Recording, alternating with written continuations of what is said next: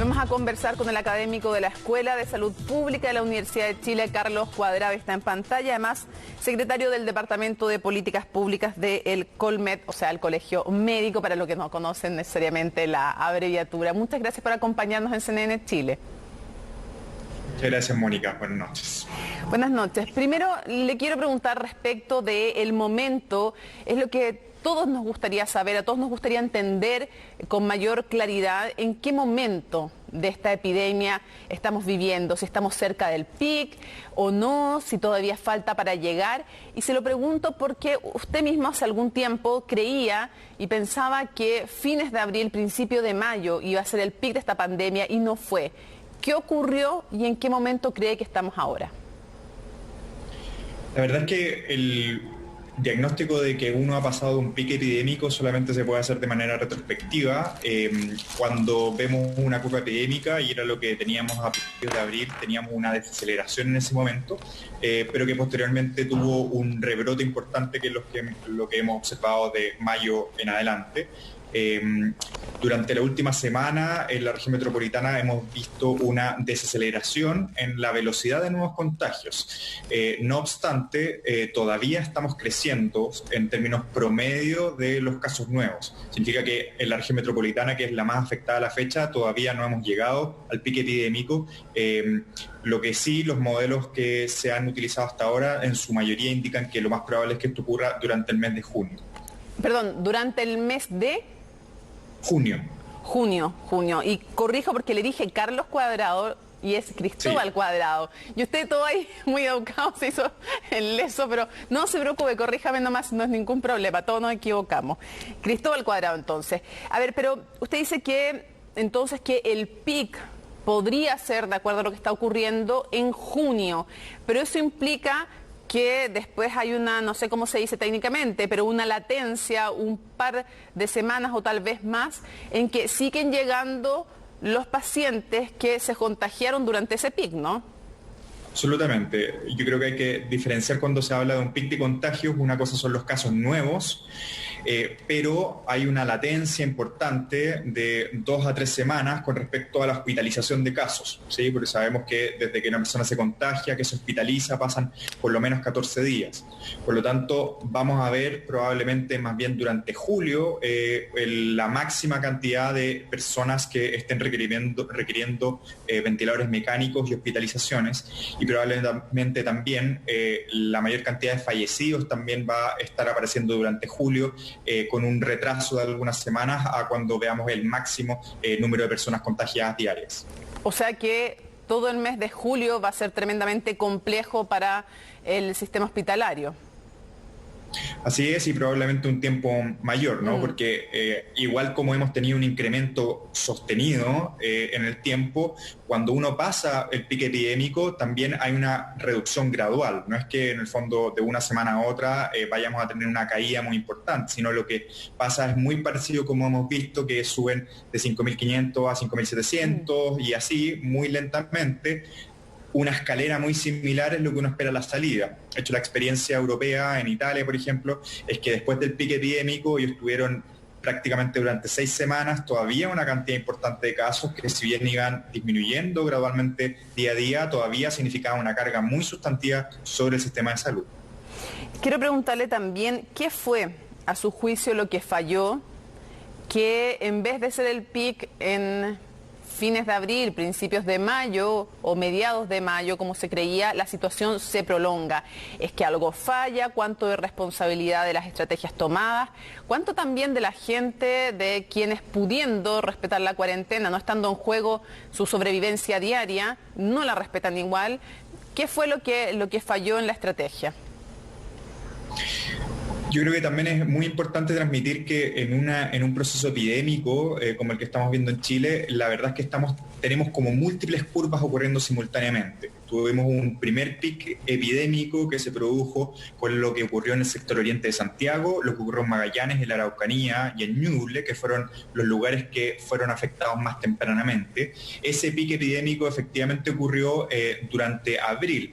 No obstante, Al final de abril hubo un relajamiento muy temprano de las medidas en la región metropolitana, una propagación a las comunas más populosas y con condiciones habitacionales de peores condiciones, como en las zonas del sector suroriente y poniente de Santiago, y eso generó un nuevo pique epidémico que ha sido el más importante y que desde mayo hasta ahora ha tenido una cantidad muy importante de casos. Ahora, en el momento en el que estamos, porque usted me corrige si no lo considera así, pero parece haber reconocimiento general respecto de la labor de Jaime Mañalich en lo que significa incrementar las camas críticas, incrementar los ventiladores, que fue algo que se tuvo que pensar con tiempo, porque si no se hubiera planificado, tal vez el colapso hubiera sido mucho antes. Entonces, que eso se le reconoce, esto de centralizar el sistema público y privado, aumentar camas, aumentar ventiladores, que eso estuvo bien hecho, aumentar la cantidad de testeos, pero que la trazabilidad y el aislar los casos, ahí es donde estuvo, y las medidas de cuarentenas dinámicas, donde estuvo el error. Parece haber más o menos algo de consenso al respecto. Entonces la pregunta es, bueno, está toda la polémica por el tema del manejo de la información. La pregunta es, ¿se puede recuperar la trazabilidad? ¿Se puede, es como que tenemos que sentarnos solo a mitigar, o se puede retomar camino en ese ámbito, en el ámbito de trazar, aislar? Se puede y se debe. Yo creo también es importante separar la situación de la región metropolitana con respecto a la mayor parte del resto del país. La trazabilidad es algo que es perfectamente factible lograr en muy corto plazo en la mayor parte de las regiones del país, donde tenemos un desafío sustantivo en la región metropolitana, donde tenemos una cantidad de miles de casos activos, en los cuales poder avanzar en trazabilidad requiere una inversión sustantiva de fortalecer la atención primaria. Probablemente requerimos no menos de 5.000 personas contratadas específicamente para realizar trazabilidad. Y otra cosa muy importante es que lleguemos antes con el diagnóstico. Lo que está pasando ahora es que las personas son confirmadas muy tardíamente, después de los 14 días de iniciar sus síntomas, y recién en ese momento se está comenzando la trazabilidad. Por lo tanto, las personas que han sido contacto de estos casos ya han pasado muchos días contagiando a otros. En la medida en que eso no se logre contener, la verdad es que siempre vamos un paso atrás. Una pregunta, y ese probablemente es uno de los centrales de por qué hemos fallado en la metropolitana. Una pregunta, para resumirlo. Habría que tener, dice usted, 5.000 personas trabajando durante cuánto tiempo en este proceso de trazabilidad.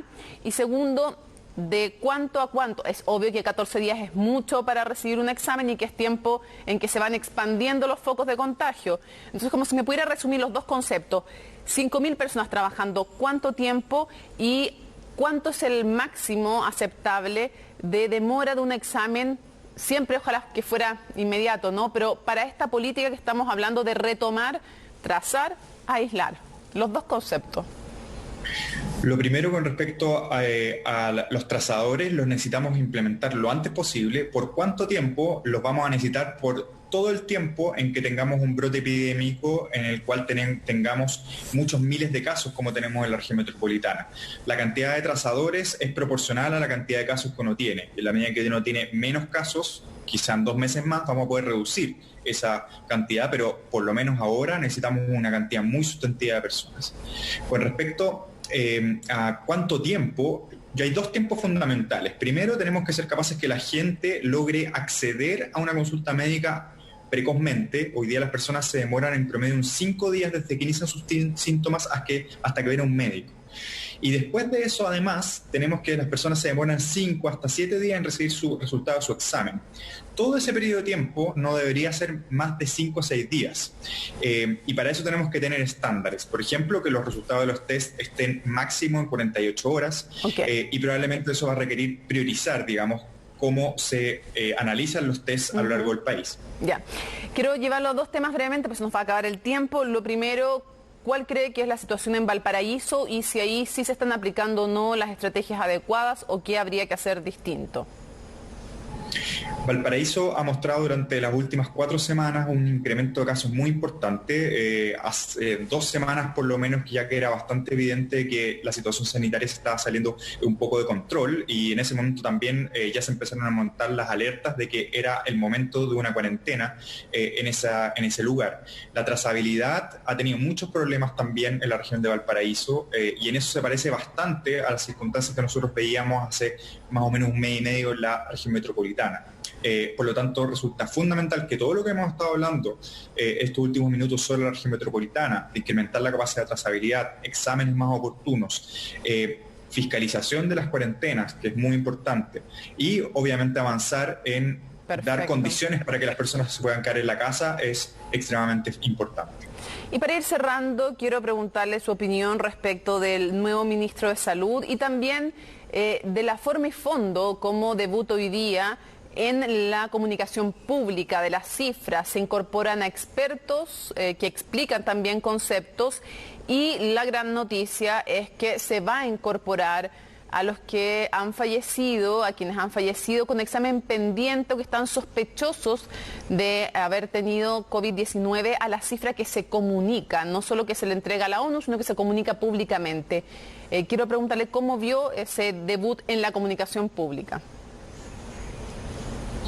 A mí me parece que el ministro París toma la oportunidad que significa este nuevo comienzo, y yo creo que fue bastante esperanzador lo que vimos el día de hoy. Primero, de tomar medidas directas de corregir problemas con los datos que habían sido muy polémicos durante la última semana, y sin duda que la incorporación mucho más activa de técnicos del Ministerio de Salud, por ejemplo, el jefe del Departamento de Epidemiología o la Sociedad Chilena de Medicina Intensiva, así como los gestos que hace hacia distintos actores, yo creo que son muy importantes.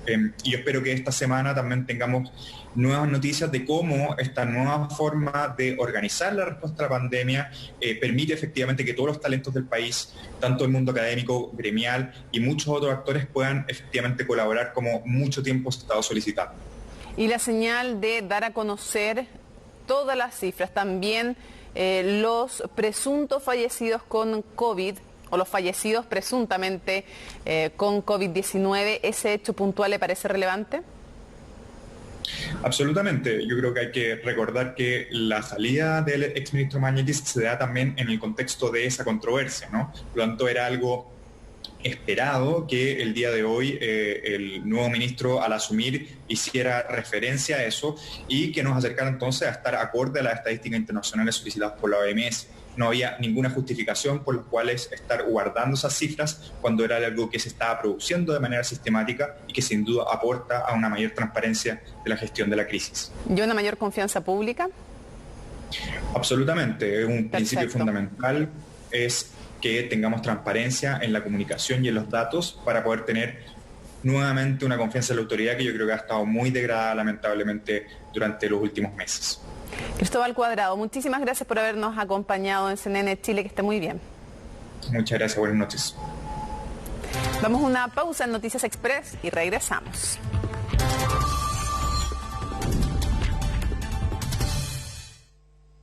No te pierdas el Moto Sale de Motorola del 11 al 30 de junio. Descuentos especiales en todos los equipos. Moto G8 Power a solo $199,990. Moto G8 Power Lite a solo